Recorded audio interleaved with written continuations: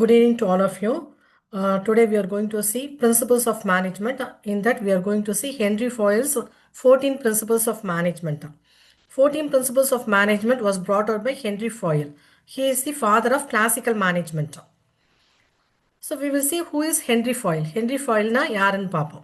He was born in 1841 in Istanbul and died in the year 1925. So Henry Fayol வந்து 1841ல இஸ்தான்புல்ல பிறந்திருக்காரு. அவர் எப்போ இறந்தாருன்னு 1925. Basically he is a French mining engineer. So அவர் வந்து சுரங்க பொறியாளர். ஸோ ஃப்ரெஞ்ச் நாட்டை சேர்ந்த ஒரு சுரங்க பொறியாளர், French mining engineer and director of mines. So இயக்குனர் கூட. So who developed a general theory of business administration. So அவர் வந்து general theory of business administration ஒரு தியரியை வந்து டெவலப் பண்ணார். ஸோ ஹென்ரி ஃபாயில் வந்து he was born in the year 1841 in Istanbul and died in the year 1925. He is a French mining engineer. கேட்பாங்க question. So அவர் வந்து எந்த நாட்டை சேர்ந்தவங்க கேட்பாங்க. ஃப்ரெஞ்சில் வந்து ஃப்ரெஞ்ச் நாட்டை சேர்ந்தவர். அவர் வந்து ஒரு மைனிங் இன்ஜினியர், சுரங்க பொறியாளர் அண்ட் இயக்குனர் கூட. டைரக்டர் மீன்ஸ் இயக்குனர் in Tamil. So director of mines who developed general theory of business administration. He and his colleagues developed this theory independently of scientific management.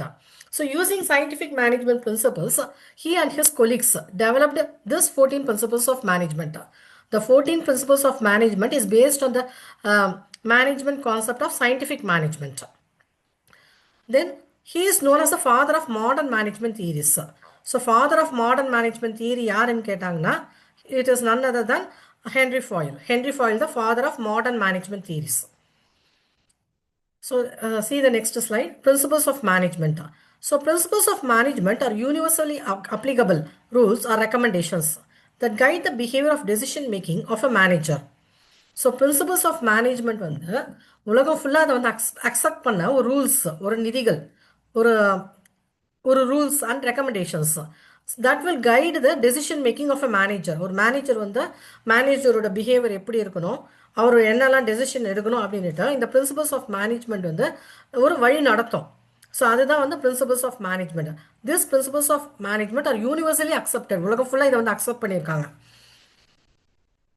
So importance of modern management theory. We will see the importance of modern management theory. Fayol's 14 principles of management is one of the earliest theory of management to be created. So Fayol, Henry Fayol 14 principles of management தான் இருக்கு தியரியில earliest. It incorporated proven principle, elements, procedures and techniques based on his practical experience. So அவரோட experience அனுபவம், அவரோட அனுபவத்து மூலமாக நிறைய கொள்கைகள், நிறைய procedures, techniques எல்லாமே அவர் வந்து இதில் வந்து இணைச்சிருக்காரு. ஹி என்கார்பரேட்டட். ஸோ ஃபஸ்ட் அந்த 14 பிரின்சிபல்ஸ் ஆஃப் மேனேஜ்மெண்ட்டில் வந்து என்னென்ன இருக்குன்னு பார்ப்போம். ஃபர்ஸ்ட் பிரின்சிபல் என்ன அப்படின்னா division of labour. So division of லேபர்னா என்னன்னு பார்ப்போம். We will see what it is. So jobs are segmented into smaller bits. So வந்து ஒரு ஆர்கனைசேஷனில் நிறைய வேலைகள் இருக்கும், அதை வந்து தனித்தனியாக பிரிக்கிறோம், சின்ன சின்ன பிட்டாக. So you are segmenting, you are dividing the work into smaller bits, which are to be assigned to the individual worker in accordance with their area of specialization. So வந்து ஒவ்வொரு ஒர்க்கையும் நம்ம வந்து பிரித்து கொடுக்கணும் இண்டிவிஜுவல் ஒர்க்கர்ஸ்க்கு அக்கார்டிங் டு த ஸ்பெஷலைசேஷன். அவங்க வந்து எதில் திறமையாக இருக்காங்க அதுக்கேற்ற மாதிரி நம்ம வந்து ஒர்க்கை பிரித்து கொடுக்கணும். ஸோ இப்போ லைப்ரரியிலே பார்த்து, if you see in library there are various jobs like circulation, cataloguing, like that. You have to assign the right person to circulation work and right person to the cataloging work. Circulation ஒருத்தங்களை நியமிக்கணும், கேட்டலாகிங்க்கு ஒருத்தங்களை நியமிக்கணும். So இது மாதிரி you have to divide the work in the organization. Specialization quicken the rate of completion of task. So வந்து எதில் அவங்க specialisation, you have to see, you have to check the specialization. So வந்து ஒரு employee வந்து எதில் ஸ்பெஷலாக இருக்கான், எதில் வந்து திறம்பட இருக்கான், அதுக்கேற்ற மாதிரி அவனுக்கு ஜாப் அசைன் பண்ணும். So it will increase the productivity and permits large scale production at minimal cost. So எந்த ஒரு கம்ப்ளீஷன் ஆஃப் டாஸ்க் வந்து ஈஸியாக இருக்கும், குவிக்காக இருக்கும். அவன் வந்து ஸ்பெஷலைசேஷனாக இருந்தது அப்படின்னா the work will be completed smooth and production will be done at minimal cost.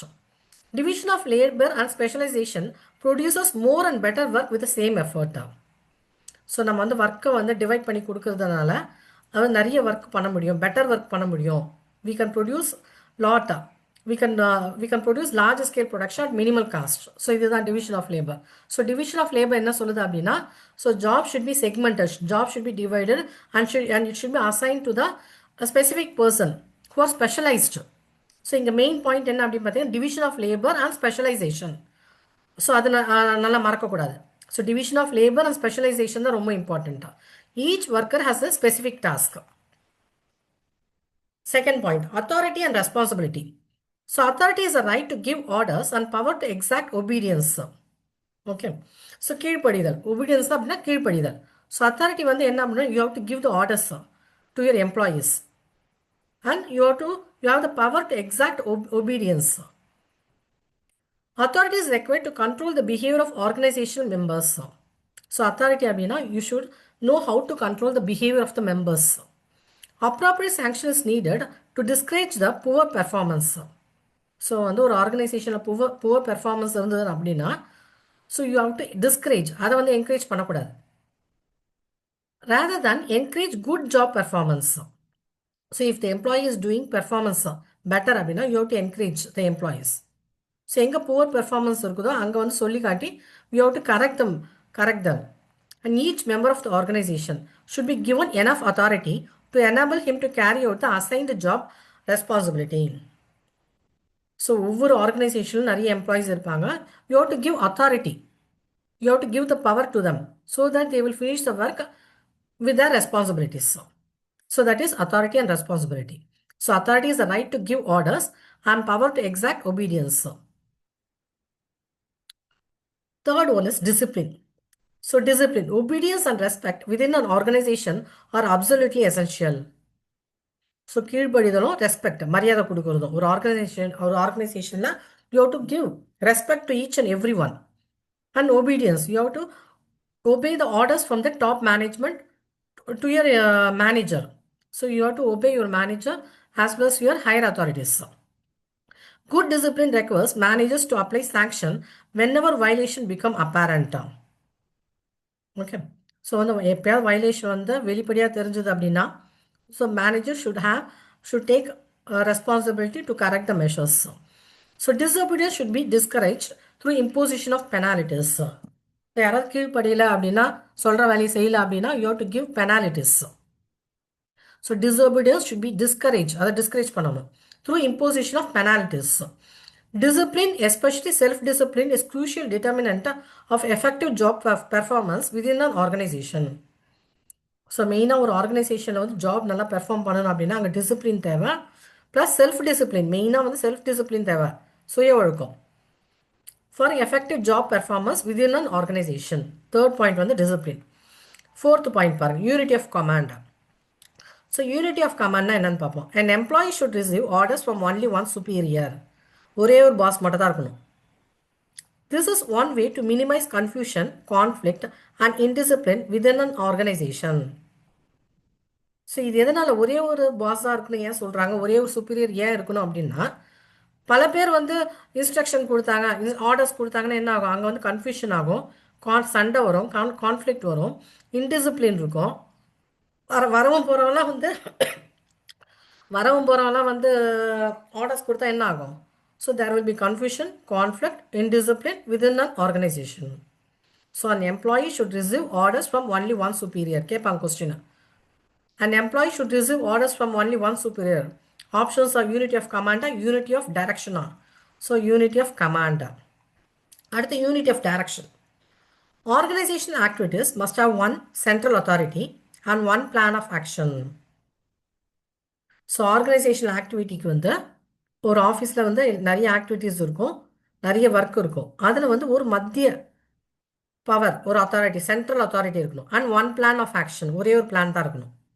An organization is more effective in every member within its work towards the accomplishment of common objective. ஒரு education institution எடுத்துக்கோங்களா, அதோட common objective என்ன, education provide பண்ணுறது. So அதை நோக்கி தான் போகணும், புரியுதுங்களா. So unity of direction implies unity of purpose. So unity of direction எதை சொல்லுது, அதோட குறிக்கோள்.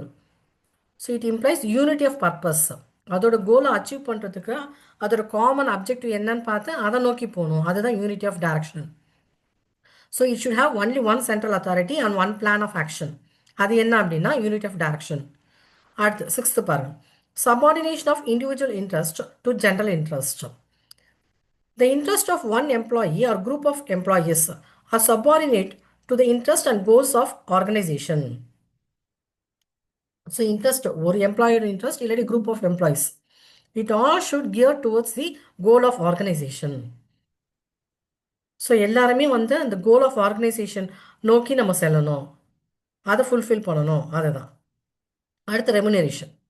ஸோ ரெமுனரேஷன் என்னன்னு பார்ப்போம். The pay and salary of employees should be very commensurate to the work.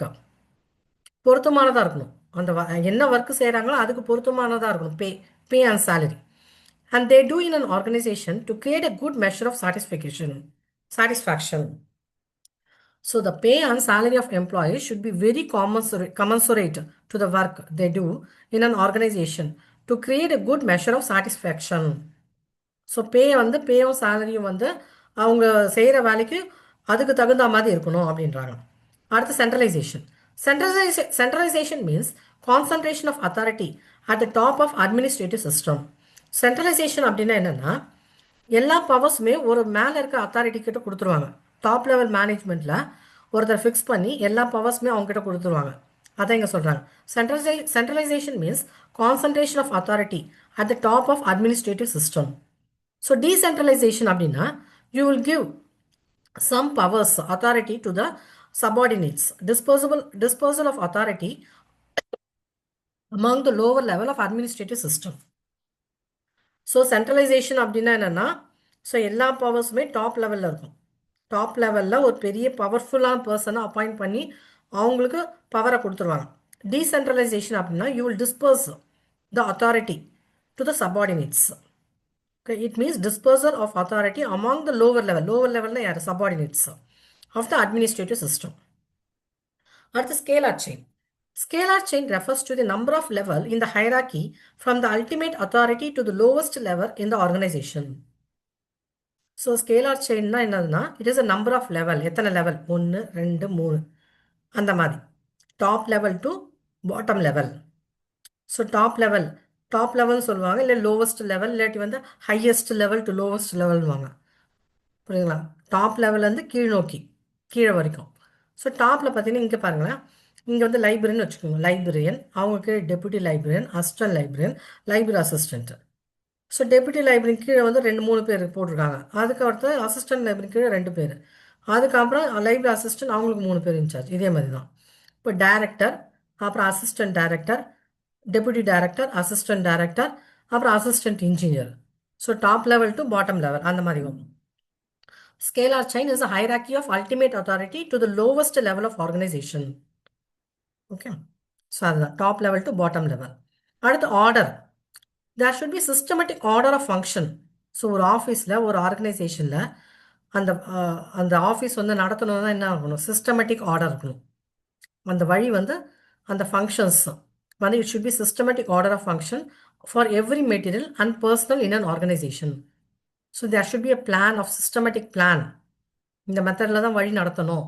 ஒரு ஆர்கனைசேஷன் ஒரு ஆஃபீஸ் எப்படி தான் ரன் பண்ணணும், you should have a systematic order of function and systematic plan, எப்படி வழி நடத்தணும்ன்ட்டு. அதுதான் ஆர்டர். அடுத்து equity. This implies that justice, fairness, compassion ஜஸ்டிஸ்னா நீதி, கருணை, கம்பேஷனா கருணை, அண்ட் கார்டியாலிட்டி ஒருத்தங்க வந்து மரியாதை கொடுத்துக்கிறது. Based on predetermined norms should dominate the activities of an organisation. So வந்து எம்ப்ளாயீஸ் வந்து they should have unity, justice, fairness, compassion and cordiality. Okay, இதெல்லாம் இருக்கணும். அடுத்து stability of tenure of personnel. So employees turn over should be reduced to ensure effectiveness and efficiency. So employees turnover should be reduced to ensure effectiveness and efficiency. So stability of tenure ஒரு வந்து எம்ப்ளாயியோட turn over வந்து reduce பண்ணணும். அப்போ தான் அவன் எஃபெக்டிவாக வந்து work பண்ணுவான். ப்ளஸ் அப்பப்போ ஹையர் பண்ணும். சும்மா நம்ம ஹையர் பண்ண முடியாது, ஃபயரும் பண்ண முடியாது. அப்பப்போ we should not fire the employees. புரியுதுங்களா? ஸ்டெபிலிட்டி இருக்கணும், ஜாப் செக்யூரிட்டி இருக்கணும். ஸ்டெபிலிட்டி அப்படின்னா என்னதுங்க? Job security. Third, initiative. Employees need to be motivated to put forward the ideas or suggestions to execute them. So எம்ப்ளாயீஸை வந்து நம்ம மோட்டிவேட் பண்ணணும். So நீங்களும் வந்து ஐடியாஸு சஜஷன்ஸ் இதெல்லாம் கொண்டு வாங்க அப்படின்னுட்டு. ஸோ அப்போ தான் அதை வந்து நம்ம எக்ஸிக்யூட் பண்ண முடியும். அதுதான். So the employee should be motivated and you have to collect ideas and suggestions from the employees also. And 14th one is E-Spirit Decorps. So E-Spirit Decorps already we have seen it is a French term. So E-Spirit Decorps என்ற வார்த்தை எந்த மொழியிலிருந்து வருதுன்னு கேட்டாங்கன்னா it comes from French term which means team spirit. அதுக்கு meaning என்னன்னா team spirit. So united we stand, divided we fall. So எல்லாரும் ஒருங்கிணைஞ்சா நம்ம வந்து வாழ்வோம் இல்லாட்டி வீழ்வோம் அதுதான். ஸோ டிவைட் பண்ணால் என்ன பண்ணுவோம், டிவைட் ஆனோம் அப்படின்னா we will fall, வீழ்வோம் அதுதான். So this is 14 principles of management. We have seen the 14 principles of management by Henry Fayol. I'll share this PPT through WhatsApp. I'll stop this and again we will move on to some other PPT.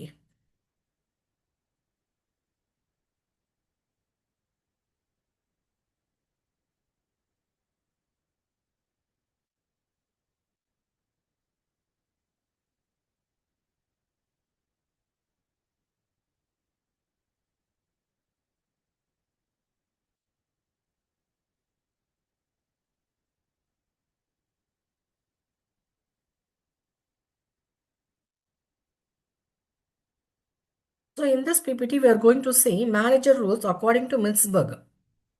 So Mintzberg is a person who has given managerial rules. He has given 10 managerial rules. We'll see one by one. So interpersonal rules. So interpersonal rules பிரிக்கிறார் மின்ஸ்பர்க்.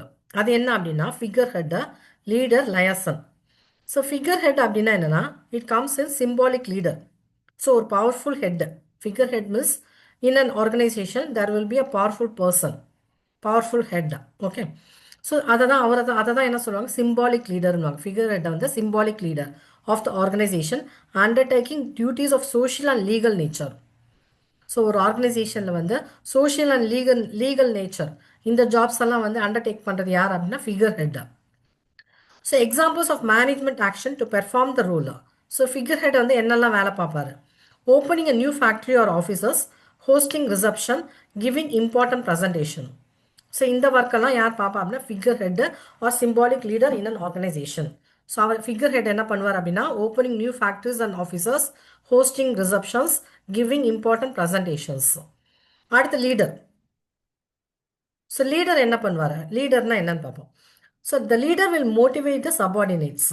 So leader என்ன பண்ணுவார்னா கீழே இருக்கவங்கலாம் motivate பண்ணுவார், சபார்டினேட்ஸை motivate பண்ணுவார். அடுத்த point பாருங்கள், selecting and training other managers or staff. So ஒரு லீடர் என்ன பண்ணுவார் அப்படின்னா நிறைய மேனேஜர்ஸ் அண்ட் ஸ்டாஃப்ஸை செலக்டும் பண்ணுவார், ட்ரெயினும் பண்ணுவார். So the leaders will motivate the subordinates and also select the managers and other staffs and train them. Not only he select the managers or staff, he will train them. That is the function of leader. So அவர் என்ன பண்ணுவார், என்ன வேலை பண்ணுவார், any management task involving subordinate staff. So ஏதாவது management task, மேனேஜ்மெண்ட்டுக்கு உண்டான வேலை, அந்த வேலையில் வந்து சபார்டினேட்டோட இன்வால்மெண்ட் இருக்கும், அதெல்லாம் பார்ப்பார் யார் அப்படின்னா லீடர். அடுத்து liaison. So liaison means networking, linking with manager and leaders of other division of business and other organization. So liaison என்ன பண்ணுவார் அப்படின்னா he will link with other managers. He will link with the managers and he will be in the concept of networking concept. So linking with managers and leader of other division of business and other organization. So liaison என்ன பண்ணுவார் அப்படின்னா leading and participating in meetings, business correspondence with other organization. So மீட்டிங்ஸ்லாம் attend பண்ணுவாங்க, participate பண்ணுவாங்க, லீடராக இருப்பாங்க liaison. So business கரஸ்பாண்டன்ஸ்லாம் வந்து they will meet out, business correspondence with other organization. So interpersonal rules வந்து யார் சொன்னா அப்படின்னா மின்ஸ்பர்க். ஸோ அதில் வந்து இந்த பாயிண்ட்ஸ்லாம் அவர் சொல்கிறார், figurehead, leader, liaison. Okay, 3 சொல்கிறார். ஸோ இன்டர்பர்சனல் ரூல் கீழே வந்து he has given 3 points, figurehead, leader and liaison. Then informational rules. So அதில் என்ன சொல்கிறார் அப்படின்னா monitor also known as receiver. So அவங்க என்ன பண்ணுவாங்க, collecting data relevant to the business organization, business operation. Okay. So monitor அப்படி அவங்க என்ன பண்ணுவாங்க அப்படின்னா he will collect the data relevant to the business operations. So அவங்களோட வேலை என்ன அப்படின்னா attending seminars, business conference, research groups, reading research reports. So இதெல்லாம் செமினார் அட்டன் பண்ணுறது, பிஸ்னஸ் கான்ஃபரன்ஸ் அட்டன் பண்ணுறது, ரிசர்ச் குரூப்ஸ் வந்து கண்டக்ட் பண்ணுறது, ரீடிங் ரிசர்ச் ரிப்போர்ட்டு, ரிசர்ச் சம்மந்தமான ரிப்போர்ட்லாம் படித்து காட்டுறது, அதுதான் மானிட்டர். ஸோ மானிட்டர் அப்படின்னா மானிட்டர் அவங்க என்ன பண்ணுவாங்கன்னா collecting data relevant to business operation. அடுத்து டெசிமினேட்டர். டெசிமினேட்டர் யார்? Transferring of information. So he will send the information, sending information collected from external and internal sources to the relevant people within the organization. So disseminator என்ன பண்ணுவார் அப்படின்னா collect பண்ண இன்ஃபர்மேஷனை வந்து அவர் வந்து transfer பண்ணுவார், டெசிமினேட் பண்ணுவார் டு த ரிலவெண்ட் பீப்புள். ஒரு ஆர்கனைசேஷனுக்குள்ளே யார் யாருக்கெல்லாம் தேவைப்படுதோ அவங்களுக்கு வந்து அனுப்புவார். அதுதான் communicating with staff within the organization using appropriate means.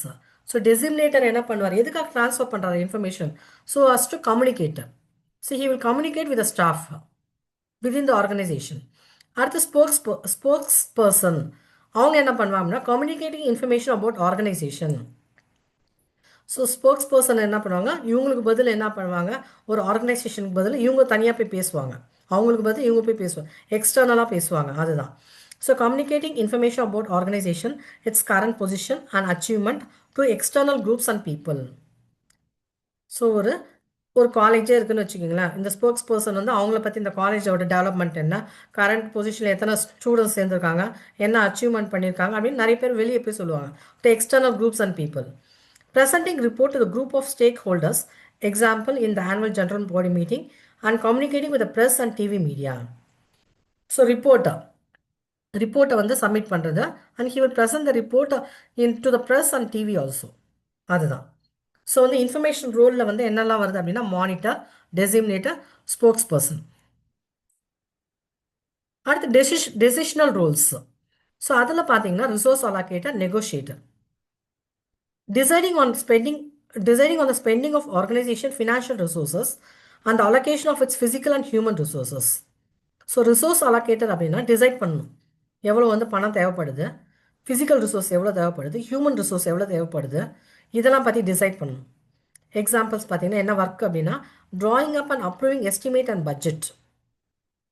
So resource allocator தான் என்ன பண்ண பட்ஜெட்டு எஸ்டிமேட் இதெல்லாம் போடுவார். Deciding on staff level for department and within the department. எத்தனை ஸ்டாஃப் தேவை, இதெல்லாம் ஹியூமன் ரிசோர்ஸ் எவ்வளோ தேவை ஒவ்வொரு டிபார்ட்மெண்ட்டுக்கும், அதெல்லாம் யார் பண்ணுறா அப்படின்னா ரிசோர்ஸ் அலோகேட்டர். அடுத்து negotiator, representing the organization in all the important negotiation, example with government. புரியுதுங்க? ஸோ எல்லா நெகோசியேஷன்ஸ்க்கு வந்து ரெப்ரசன்ட் பண்ணுறது இவங்க தான் நெகோஷியேட்டர். எக்ஸாம்பிள் வந்து with government. Conducting negotiation and building up official link between business and other organization. So நிறைய business and other organization negotiate பண்ணுறது யார் அப்படின்னா இந்த நெகோஷியேட்டர்ஸ் தான். ஸோ இதுதான், இது ரொம்ப இம்பார்ட்டன்ட், இது வந்து அப்ஜெக்டிவ்ல வரும் இந்த கொஸ்டின்ஸ் தான். ஸோ என்ன பிபிடினா manager rule according to Mintzberg. So அவர் வந்து மூணாக பிரிக்கிறாரு. இங்கே பாருங்கள், இன்டர்பர்சனல் ரூல்ஸு, தென் வந்து இன்ஃபர்மேஷன் ரூல்ஸு, தென் வந்து டெசிஷனல் ரூல்ஸு. ஸோ இப்போ ஃபஸ்ட்டு நம்ம என்ன பார்த்தோம், இன்டர்பர்சனல் ரூல்ஸ். அதுக்கு கீழே வந்து என்ன வருதுன்னு கேட்பாங்க. இன்டர்பர்சனல் ரூல்ஸில் வந்து ஃபிகர் ஹெட், லீடர், லயசன். அடுத்து வந்து இன்ஃபர்மேஷன் வந்து மானிட்டர், டெசிமினேட்டர், ஸ்போக்ஸ் பர்சன். தேர்ட் வந்து டெசிஷனல் ரூல்ஸில் வந்து ரிசோர்ஸ் அலோகேட்டர் அண்ட் நெகோஷியேட்டர்னு வருது. ஸோ இதுதான். ஸோ நவ் வந்து நம்ம we will see the objective questions. இந்த பிபிடி நான் ஸ்டாப் பண்ணுறேன்.